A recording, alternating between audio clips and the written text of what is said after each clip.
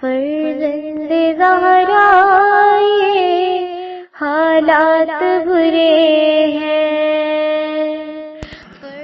کاشانہ بصیرت ایک ایسا مکمل یوٹیوب چینل جس پر محروم بصارت کے لیے بالخصوص اور تمام افراد کے لیے بالعموم سینکڑوں کی تعداد میں اسلامی کتب دستیاب ہیں۔ لہذا گزارش ہے کہ آپ اپنی ذمہ داری نبھاتے ہوئے کاشانہ بصیرت کو سبسکرائب کرنے کے ساتھ ساتھ بیل آئیکن کو پریس کیجئے تاکہ آپ علم کے حصول کے ساتھ ساتھ مذہب اہل بیت کی اشاعت میں بھی اہم کردار ادا کرتے رہیں۔ کاشانہ بصیرت۔ فرزند زہرا یہ حالات برے ہیں۔ السلام علیکم ورحمۃ اللہ وبرکاتہ۔ سامعین، آپ سماعت فرما رہے ہیں در محضر آیت اللہ حضرت محمد تقی بہجت کے دروس، تقاریر اور دیگر مختلف مواقع پر واقعات کی پر مبنی کتاب، جس کو تحریر کیا ہے محمد حسین رخشاد نے اور کتاب کا ترجمہ کیا ہے سید مجیب الحسن نقوی صاحب نے۔ آج ہم آپ کے سامنے اس کی 6ٹھی ریکارڈنگ پیش کر رہے ہیں۔ صفحہ نمبر 87، عنوان ہے تمہیں دیکھ رہے ہیں۔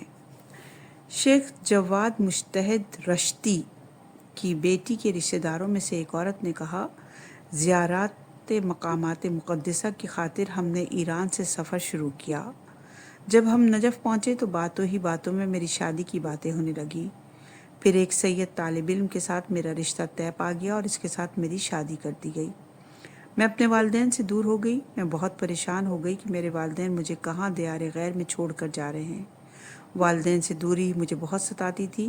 پھر جب کبھی میرا شوہر وقت ظہر کچھ گوشت لے کر آتا اور کہتا میرے کچھ مہمان آ رہے ہیں، اسے پکا دو، تو میں اس سے بگڑ جاتی اور اس کے ساتھ بد اخلاقی کرنا شروع کر دیتی۔ اس کے پیچھے وجہ والدین سے دوری کی تڑپ تھی۔ والدین کو اس بات کا خیال کرنا چاہیے کہ اپنی اولاد کو یوں اپنے سے دور نہ کریں جب تک کہ اولاد کی بھی مرضی نہ جان لیں۔ وہ عورت کہتی ہے کہ ایک دن مجھے سخت بخار ہو گیا۔ میں غنودی کے عالم میں تھی کہ میں نے بی بی زہرا سلام اللہ علیہا کی زیارت کی۔ آپ فرما رہی تھیں کہ تمہاری شفا تمہارے شوہر کے ہاتھ میں ہے۔ آپ نے مجھے نصیحت کی کہ میں اس کے ساتھ اچھا سلوک روا رکھوں۔ اتنے میں میرا شوہر آ گیا اور اس نے اپنی ابا میرے اوپر ڈال دی۔ میں فوراً تندرست ہو گئی۔ میرا بخار ایک دم سے ٹھیک ہو گیا۔ تندرستی کی بات حضرت امیر المومنین علیہ السلام کے حرم مطہر گئی۔ میں نے مولا سے اصرار کیا کہ مجھے موت دے دیں یا مجھے میرے والدین سے ملوا دیں۔ میں حرم سے باہر آئی تو حضرت امیر المومنین علیہ السلام بالکل میرے سامنے سے صحن میں داخل ہو رہے تھے۔ میں نے راستہ بدل لیا اور دوسری طرف ہو گئی تاکہ امام کا سامنا نہ ہو جائے۔ میں نے دیکھا کہ امام میری طرف آ رہے ہیں۔ میں رک گئی۔ امام میرے قریب پہنچ گئے۔ میں نے سلام کیا۔ امام نے فرمایا، اے خاتون، ہم تمہارے حالات سے آگاہ ہیں۔ جاؤ اور اپنے شوہر کے ساتھ اچھا سلوک کرو۔ نیز اپنے گھر کے تہہ خانے میں جاؤ اور وہاں کوئلے کے ساتھ دیوار پر 40 دن تک نشان لگاؤ۔ 40ویں دن تمہارے والدین آ جائیں گے۔ اس کے علاوہ اپنی دیگر حوائج کی برابری کی خاطر گھر کی چھت پر جاؤ اور ایک تسبیح صلوات پڑھو، تمہاری حوائج برابر ہوں گی۔ وہ عورت کہتی ہے، میں نے امام کو سلام کیا اور گھر آ گئی۔ پھر جیسے امام نے فرمایا تھا میں نے انجام دیا۔ میں نے اپنے شوہر کے ساتھ اپنا رویہ اچھا کر لیا۔ جب کبھی وہ گوشت کے ساتھ میں پکانے والی چیزیں لاتا تو میں سب کچھ اچھے طریقے سے پکا دیا کرتی۔ 40 دن بعد میرے والدین مجھے ملنے کے لیے آئے اور صلوات کی تسبیح پڑھنے سے میری دوسری حاجات بھی پوری ہونے لگیں۔ صفحہ نمبر 88، عنوان ہے انسان سازی۔ خدا جانتا ہے کہ قرآن مجید سے اہل ایمان کے لیے خاص طور سے اگر اہل ایمان اہل علم بھی ہوں تو ان کے لیے کیسے کیسے حیران کن معجزات رونما ہوتے ہیں۔ قرآن مجید کی کرامات بہت زیادہ ہیں۔ اہل ایمان قرآن مجید میں بہت کچھ دیکھتا ہے۔ قرآن مجید انسان سازی کا آخری پیغام ہے، جسے ہمارے اختیار میں دے دیا گیا ہے، لیکن ہم اس کی قدر نہیں کرے۔ اہل سنت حضرات نے قرآن کے کافی ہونے کا دعویٰ کیا لیکن پھر بھی اس کی قدر نہ کی، اور ہم نے اہل بیت کی محبت اور ان کی اتباع کا دعویٰ کیا لیکن اہل بیت کی قدر نہیں کی۔ نہ قرآن کو پہچانا گیا اور نہ ہی اہل بیت کی پہچان حاصل کی گئی۔ آپ نے سنا ہوگا کہ ایک اندھا شخص حافظ قرآن تھا۔ جب کوئی اسے قرآن سنایا کرتا اور وہ غلطی کرتا تو یہ اندھا شخص چیخ کر اسے کہتا، کیا تم اندھے ہو، تمہیں صحیح نظر نہیں آتا؟ صفحہ نمبر 89، عنوان ہے سر پر خاک۔ ایک ارمنی عورت علامہ طباطبائی کی بیوی کے ہمراہ سفر پر گئی۔ ان دونوں نے جہاز پر سفر کیا۔ راستے میں اس ارمنی عورت نے علامہ کی بیوی کو اپنا ایک واقعہ سنایا۔ اس نے بتایا کہ ایک مرتبہ مولا امام رضا علیہ السلام کی زیارت کرنے مشہد مقدس گئی۔ وہاں میں نے جو دعا مانگی میری وہ دعا بہت جلد پوری ہو گئی۔ اس نے بتایا کہ زیارت کرنے کے بعد میں نے اپنے قافلے کے افراد سے کہا کہ واپسی سے پہلے کسی جگہ پر اہل بیت کا ذکر کروایا جائے۔ ہم 5 لوگ ایک مدرسے میں گئے اور ذکر اہل بیت کی مجلس کروائی۔ وہ ارمنی عورت کہتی ہے کہ میرا بیٹا بہت زیادہ بیمار تھا۔ میں نے امام رضا علیہ السلام سے توسل کیا اور اپنے بیٹے کے لیے شفا کی درخواست کی۔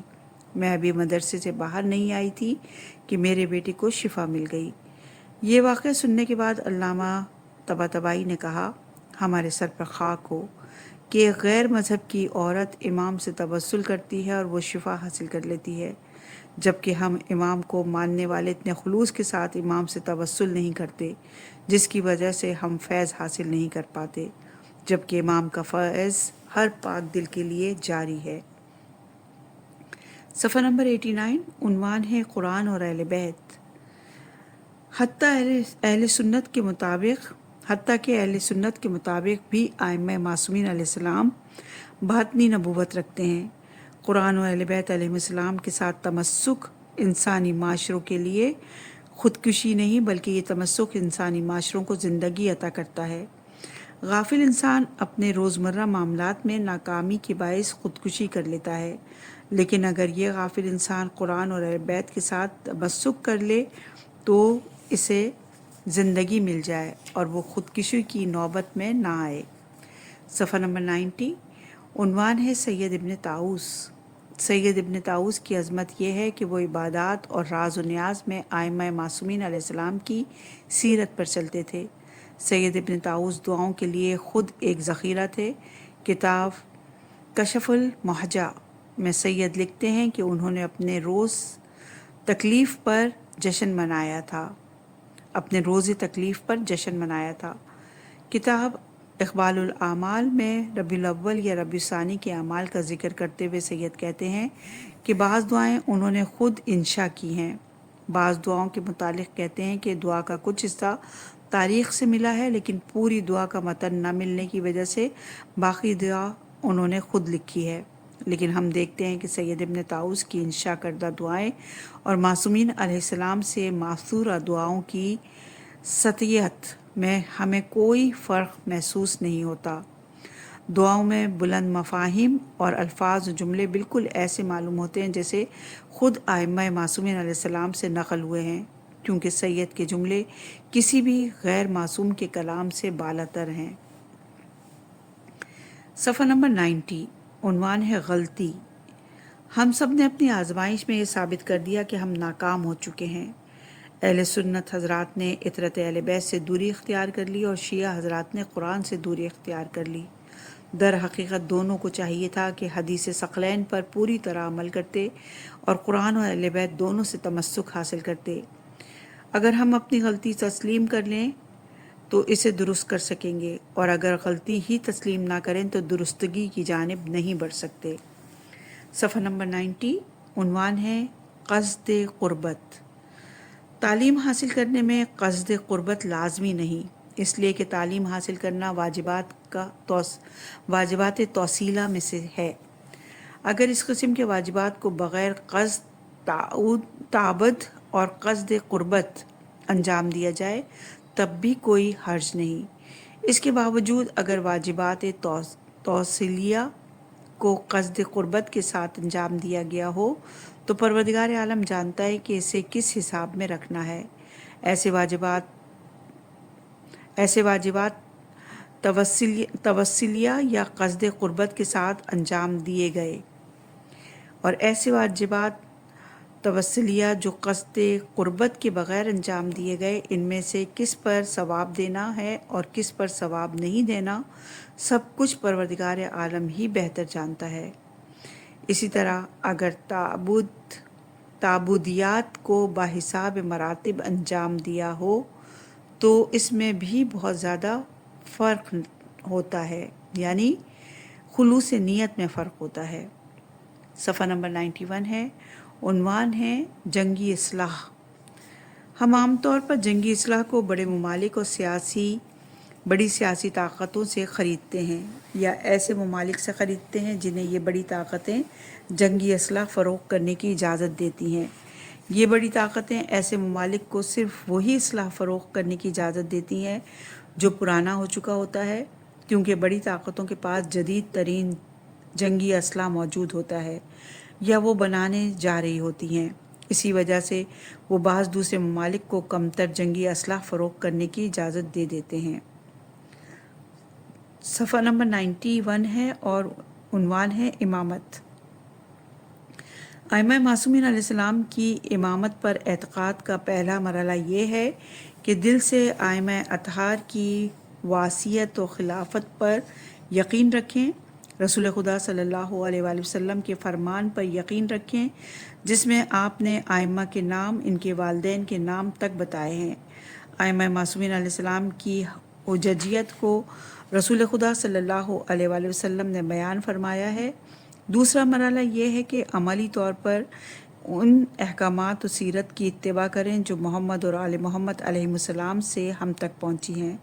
ایسا نہ ہو کہ ہم نماز تو پڑھیں لیکن ائمہ معصومین علیہ السلام کی امامت کو قبول نہ کرتے ہوں، بلکہ ہمیں اس بات سے آگاہ ہونا چاہیے کہ نماز کو بھی انہی کے احکامات کے مطابق انجام دینا چاہیے۔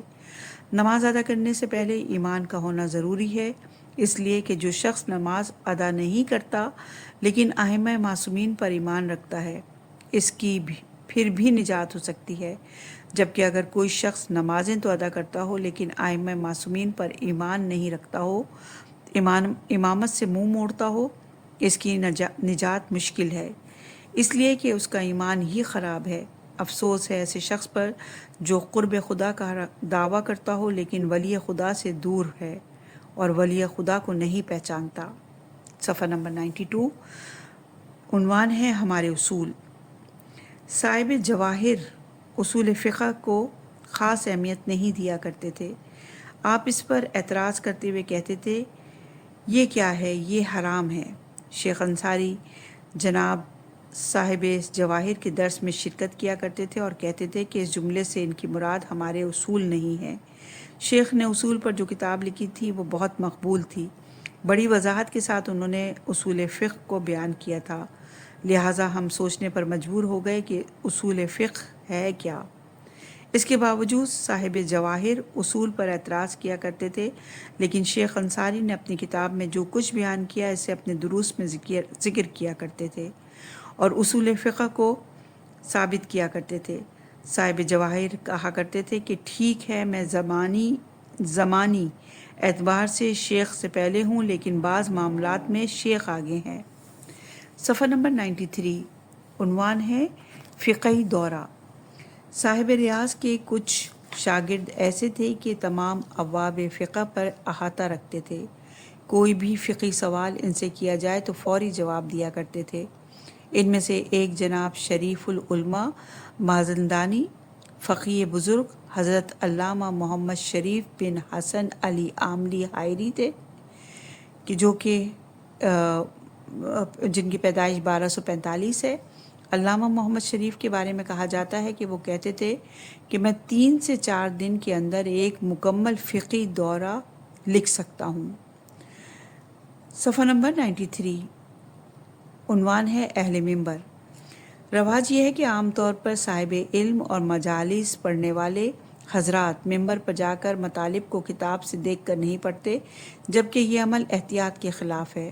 خاص طور پر ماہ رمضان المبارک میں روایات نقل کرتے ہوئے ایسا نہیں کرنا چاہیے، علماء بتاتے ہیں کہ جناب الحاج شیخ عباس قمی جن دنوں میں مشہد قیام پذیر تھے، ان دنوں جب کبھی ممبر پر جاتے تو کتاب اپنے ہمراہ لے کے جاتے، کتاب سے دیکھ کر مطالب بیان کیا کرتے، جبکہ یہی علامہ جب نجف اشرف میں تھے تو ممبر پر کتاب کے بغیر جاتے اور زبانی مطالب کو بیان کرتے تھے۔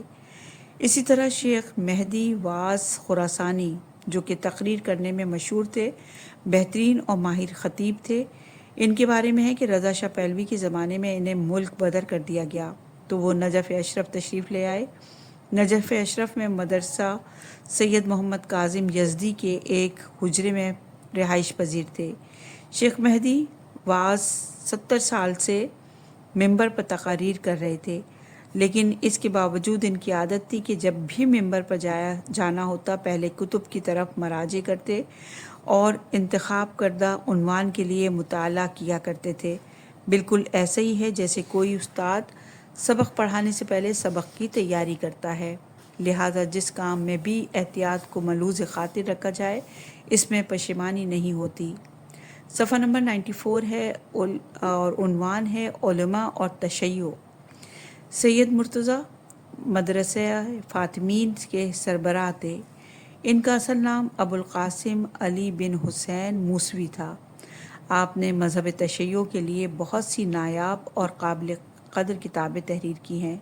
سیاسی حوالے سے بھی آپ کی شخصیت اتنی مضبوط تھی کہ اگر کوئی آپ کے گھر پناہ لے لیتا تو کوئی اس کا بال بھی بیکا نہیں کر سکتا تھا۔ آپ کے بارے میں مشہور تھا کہ آپ جناب شیخ مفید اور شیخ نصیر الدین طوسی سے بھی زیادہ تقیہ پر عمل کیا کرتے تھے۔ یہ تینوں بزرگان بہت ہی قابل احترام ہیں۔ ان تینوں نے مذہب اسلام کی بہت خدمت کی ہے، یعنی یوں کہا جا سکتا ہے کہ علمی حوالے سے ان تینوں بزرگان نے مذہب کو زندہ کیا ہے، خاص طور سے مذہب تشیع کی علمی اساس کو مضبوط کیا ہے۔ جزاکم اللہ خیرہ۔ خواجہ نصیر الدین طوسی جب بھی سید مرتضیٰ کا نام لیا کرتے تھے تو ان کا نام لینے کے بعد ہمیشہ کہتے صلوات اللہ علیہ۔ شیخ مفید ابو عبداللہ محمد بن محمد نعمان حارثی بغدادی، خواجہ نصیر الدین محمد بن محمد جہرودی طوسی، یہ پورا نام لکھا ہے یہاں پر۔ اور صفحہ نمبر ہے 94 اور عنوان ہے بے پردگی۔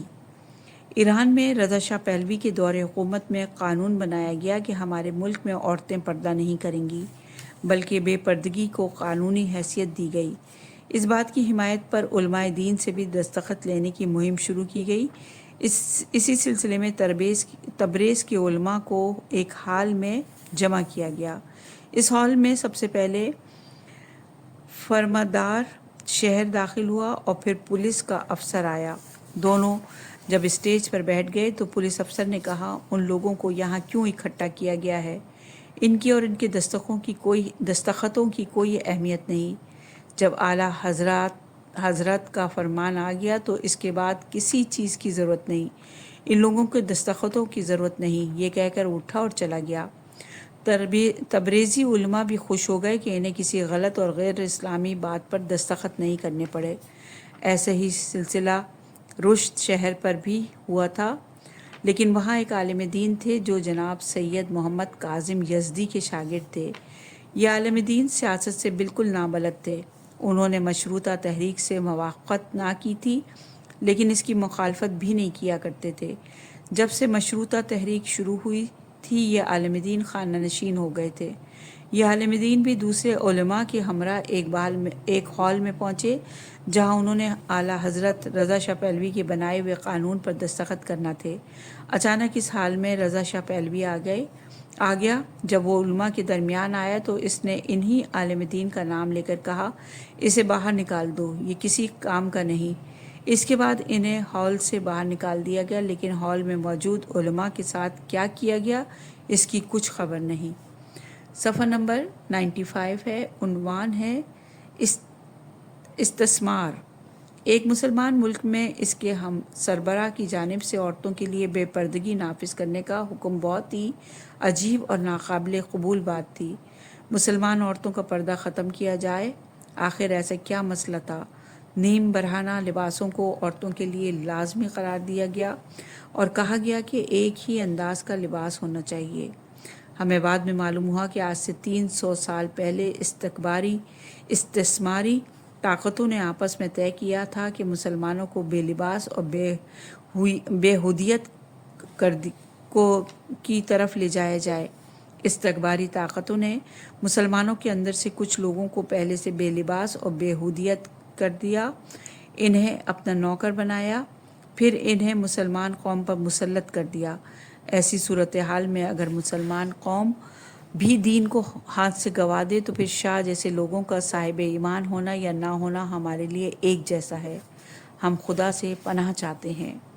صفحہ نمبر 96 ہے، عنوان ہے انتظار۔ ظہور کا انتظار کرنا بہترین اعمال میں سے ہے، اور یہ روایت بحار الانوار کی جلد نمبر 75 صفحہ نمبر 208 پر ہے۔ کشف الغمہ جلد نمبر 2 صفحہ نمبر 207 پر۔ اہل سنت اور اہل تشیع دونوں نے اس روایت کو مختلف طریقے کے ساتھ نقل کیا۔ اس روایت کے معنی اور مفہوم کو جانتے کے بعد ہم کیسے کہہ سکتے ہیں کہ مسلمان حکومتوں کے سربراہ اولی الامر کا درجہ رکھتے ہیں؟ اس لیے کہ جب امام زمانہ علیہ السلام کو قائد مان لیا جائے تو پھر امام سے پہلے والے سلسلے کو بھی تسلیم کرنا ہوگا، جس کی بنا پر حکومت کا حق صرف معصوم کے پاس اور وہی اولی الامر ہے۔ اگر ایسا ہی ہے تو پھر ظہور کا انتظار کرنا ہی زندگی کا مقصد ہے۔ لیکن روایات کو نقل کرنے کے بعد بھی اگر ظہور امام کے معنی اور مفہوم کو تسلیم نہ کیا جائے تو سوال یہ بنتا ہے کہ اس روایت میں کس ظہور کی بات ہو رہی ہے اور اس کے پیچھے کوئی نظام ولایت بھی ہے یا نہیں۔ ہمیں واضح کرنا ہوگا کہ انتظار الفرج کیا ہے۔ صفحہ نمبر 96 عنوان ہے راویان۔ ائمہ معصومین علیہ السلام فرماتے ہیں، لوگوں کو ہماری روایات نقل کرنے کی مقدار سے پہچانو۔ یہ روایت ہے کافی جلد نمبر 1 صفحہ نمبر 90، وسائل شیعہ صفحہ نمبر 27 جلد نمبر 27 صفحہ نمبر 79 اور 137 پر۔ اگر کوئی معصومین علیہ السلام سے احادیث اور روایات کو نقل کرے تو اس نقل شدہ روایات کو دیکھ کر ہم خود راوی کی شخصیت کے بارے میں بھی فیصلہ کر سکتے ہیں۔ ہم دوبارہ پڑھتے ہیں اس جملے کو کہ ان احادیث اور روایات کو نقل کرے تو اس سے نقل شدہ روایات کو دیکھ کر ہم خود راوی کی شخصیت کے بارے میں بھی فیصلہ کر سکتے ہیں۔ صفحہ نمبر 97 ہے، عنوان ہے صحابہ کرام۔ جناب ابو ذر کا مقام بہت عظیم ہے، نہیں معلوم ان کا مقام جناب سلمان سے کم ہے۔ اسی طرح جناب مقداد کے بارے میں روایت ہے کہ اس مقداد کا دل لوہے کے ٹکڑوں جیسا ہے، اور یہ روایت بحار الانوار کی جلد نمبر 22 صفحہ نمبر 34 اور صفحہ نمبر 375 پر بھی ہے، اور رجال کشی صفحہ نمبر 10 پر ہے۔ رسول خدا صلی اللہ علیہ وآلہ وسلم کی رحلت کے بعد مسئلہ خلافت پر غصہ کرنے کے بعد جناب سلمان کے بارے میں بھی نقل ہوا ہے کہ وہ کہا کرتے تھے کہ تم لوگوں نے کیا کیا اور کیا نہیں کیا، علی کے حق کو غصب کر لیا، اور یہ روایت بحار الانوار کی جلد نمبر 22 صفحہ نمبر 391، شرح نہج البلاغہ جلد نمبر 6 صفحہ نمبر 43 پر ہے۔ رسول خدا صلی اللہ علیہ وآلہ وسلم کے صحابہ پر ہماری جان قربان ہو، سلام اللہ علیہ کتنی عظیم سعادت نہیں حاصل کی تھی۔ ہمارے علماء کے درمیان بھی کچھ ایسے افراد ہیں جو انتہائی بلند مرتبہ کے حامل تھے۔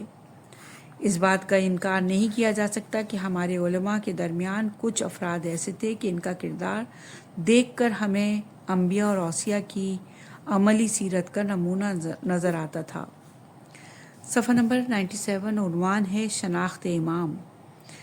امام معصوم کی معرفت اور ان پر اعتقاد کے لیے ادنی المعرفہ ہونا کافی ہے۔ اس سے مراد یہ ہے کہ صرف اتنا عقیدہ رکھنا کہ امام معصوم کی اطاعت پروردگار عالم کی جانب سے واجب قرار دی گئی ہے اور وہ وصی پیغمبر صلی اللہ علیہ وآلہ وسلم ہے، کافی ہے۔ چاہے امام معصوم کے حالات زندگی سے پوری طرح آگاہی نہ ہو۔ اسی طرح ائمہ معصومین علیہ السلام کے ناموں کی ترتیب کا یاد ہونا بھی ضروری نہیں۔ کون سے امام کس نمبر پر ہیں یہ بھی اگر معلوم نہ ہو تو کوئی حرج نہیں، لیکن دوسری جانب یہ بات بھی واضح ہے کہ جو شخص ائمہ معصومین علیہ السلام سے عقیدت اور محبت کا دعویٰ کرتا ہے اسے ضرور ائمہ معصومین علیہ السلام سے متعلق آگاہی ہوگی۔ خدا تعالیٰ سے دعا ہے کہ ائمہ معصومین علیہ السلام ہم سے جو چاہتے ہیں ہم اسے انجام دیں، اور جن باتوں سے وہ منع کرتے ہیں ان سے ہم دور رہیں۔ صفحہ نمبر 98، عنوان ہے بیت المال۔ کسی کے عمل سے اس کی حقانیت اور عدم حقانیت کا اندازہ ہو جاتا ہے۔ یہی بات گزشتہ تاریخ کے کرداروں کی نسبت بھی ہے کہ جیسا کہ حضرت امیر علیہ السلام بیت المال کے بارے میں بہت زیادہ محتاط تھے، ان کا مخالف شخص معاویہ بالکل بھی محتاط نہیں تھا۔ اس حوالے سے ابن زبیر نے عبداللہ ابن عمر کو خط لکھا کہ شام میں معاویہ نے مسلمانوں کے بیت المال کو تباہ کر دیا ہے، بیت المال میں سے اپنے لیے جتنا چاہتا ہے اٹھا لیتا ہے، نیز اپنے پسندیدہ لوگوں پر بیت المال کو لٹا رہا ہے۔ حضرت امیر المومنین علیہ السلام بطور مساوی بیت المال کو تقسیم کیا کرتے تھے، کیونکہ اگر وہ مصلحت کا شکار ہو جاتے تو دوسرے علاقوں میں موجود گورنر حضرات اس بات سے غلط فائدہ اٹھا سکتے تھے۔ امیر المومنین علیہ السلام بیت المال میں آتے، وہاں جھاڑو دیتے، پھر نماز ادا کرتے، اس کے بعد حسابات میں لگ جاتے۔ امیر المومنین لوگوں کی ضرورت کو مد نظر رکھتے ہوئے کبھی ماہانہ ادائیگی کی بجائے ہفتہ وار ادائیگی بھی کر دیا کرتے تھے۔ جب لوگ اعتراض کرتے کہ ابھی تو آپ نے بیت المال تقسیم کیا تھا، پھر دوبارہ کیوں کر رہے ہیں، تو آپ جواب دیتے کہ تم لوگوں کا خزانہ دار نہیں ہوں۔ حضرت امیر المومنین علیہ السلام لوگوں سے وصول شدہ ٹیکس وغیرہ کو بیت المال میں جمع کر کے نہیں رکھتے تھے، بلکہ اسے فوری حقدار تک پہنچا دیا کرتے تھے۔ ہمیں بھی امیر المومنین علیہ السلام کی سیرت پر عمل کرتے ہوئے اپنے لیے کفایت شعاری اپنانی چاہیے، اور جو بھی مال ہمارے ہاتھ میں ہے اسے فوری طور پر حقدار تک پہنچا دینا چاہیے۔ کہیں ایسا نہ ہو کہ ہم اپنے قریبیوں کو نوازتے رہیں اور حقدار اپنے حق سے محروم رہیں۔ صفحہ نمبر 99، عنوان ہے کار خیر۔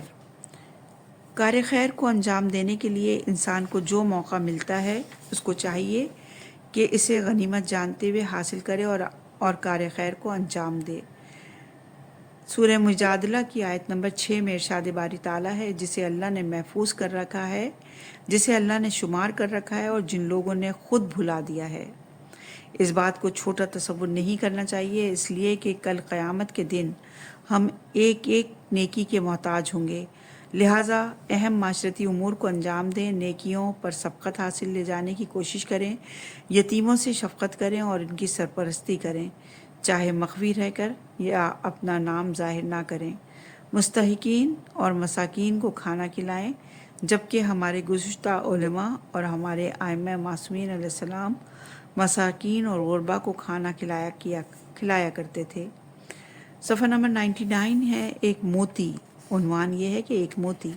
ایک شخص کہتا ہے کہ میں نے خواب میں دیکھا کہ روز محشر میرے سارے کام رد کر دیے گئے، حضرت حق کی درگاہ میں قبول نہ ہوئے، مجھے کہا گیا کہ تم اپنے کاموں میں محتاط نہیں تھے، تقلید بھی نہیں کیا کرتے تھے، اس کے بعد جب اجتہاد کے راستے پر چلے تو استنباط میں محنت نہیں کرتے تھے، میں نے جو امام حسین علیہ السلام کی زیارات پڑھی تھیں انہیں بھی قبول نہیں کیا گیا، مجھ سے کہا گیا کہ جب تک تم ایک عام آدمی تھے اس وقت تم خضوع و خشوع کے ساتھ زیارت امام حسین علیہ السلام پڑھا کرتے تھے، لیکن جب سے تم عالم دین ہو گئے ہو اور تمہیں خدا شناسی کے بارے میں زیادہ معلومات ہو گئی تھی، اس وقت سے تمہاری زیارت امام حسین علیہ السلام ریاکاری کے لیے ہو گئی تھی۔